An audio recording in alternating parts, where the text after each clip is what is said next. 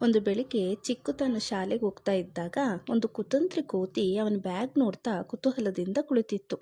ಅಕಸ್ಮಾತ್ ಆ ಕೋತಿ ಚಿಕ್ಕು ಹತ್ರ ಬಂದು ಅವನ ಬ್ಯಾಗ್ ಕಿತ್ಕೊಂಡು ವೇಗವಾಗಿ ಮರಕೇರ್ಬಿಡ್ತು. ಬೇಸರಗೊಂಡ ಚಿಕ್ಕು, ಅಯ್ಯೋ ನನ್ನ ಟಿಫನ್ ಬ್ಯಾಗ್ ಹೋಗ್ಬಿಡ್ತಲ್ಲ ಅಂತ ಅಳೋಕ್ಕೆ ಶುರು ಮಾಡ್ದ. ಮರದ ಮೇಲೆ ಕೂತಿದ್ದ ಕೋತಿ ಬ್ಯಾಗ್ ತೆರೆದು ನೋಡಿದಾಗ ಸೊಗಸಾದ ಇಡ್ಲಿ ಚಟ್ನಿ ಕಾಣಿಸ್ತು. ಇಡ್ಲಿ ತಿಂದ ಕೂಡಲೇ ಅದ್ರ ಮುಖ ಫುಲ್ಲು ಬದಲಾಗೋಯ್ತು.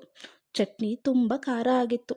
ಖಾರದಿಂದ ಬೆಂದ ಕೋತಿ ನೀರು ಕುಡಿಯೋಕೆ ಅಂತ ಅಲ್ಲಿ ಇಲ್ಲಿ ಹುಡುಕ್ತಾ ಕಷ್ಟಪಡ್ತು. ಇದನ್ನ ನೋಡಿ ಚಿಕ್ಕು ನಗ್ತಾ ಹೇಳಿದ, ಅದು ನನ್ನಮ್ಮ ಮಾಡಿ ಸ್ಪೆಷಲ್ ಖಾರ ಚಟ್ನಿ ಅಂತ. ಕೊನೆಗೆ ಕೋತಿ ತನ್ನ ತಪ್ಪನ್ನು ಅರ್ಥ ಮಾಡಿಕೊಂಡು ಬ್ಯಾಗಿನ ತಿರುಗಿಸಿ ಸಾರಿ ಅನ್ನೋ ಹಾಗೆ ಕೈ ಜೋಡಿಸಿತು. ಚಿಕ್ಕು ಕೂಡ ಒಳ್ಳೆ ಮನಸ್ಸಿನಿಂದ ಕೋತಿಗೊಂದು ಸಿಹಿ ಬಾಳೆಹಣ್ಣು ಕೊಟ್ಟ. ಅದನ್ನು ಕೋತಿ ಖುಷಿಯಿಂದ ತಿಂದಿತು. ಆ ದಿನದಿಂದ ಚಿಕ್ಕು ಮತ್ತು ಕೋತಿ ಒಳ್ಳೆ ಸ್ನೇಹಿತರಾಗಿ ಪ್ರತಿದಿನ ಒಟ್ಟಿಗೆ ಆಟ ಆಡ್ತಾ ಖುಷಿಯಾಗಿದ್ದರು.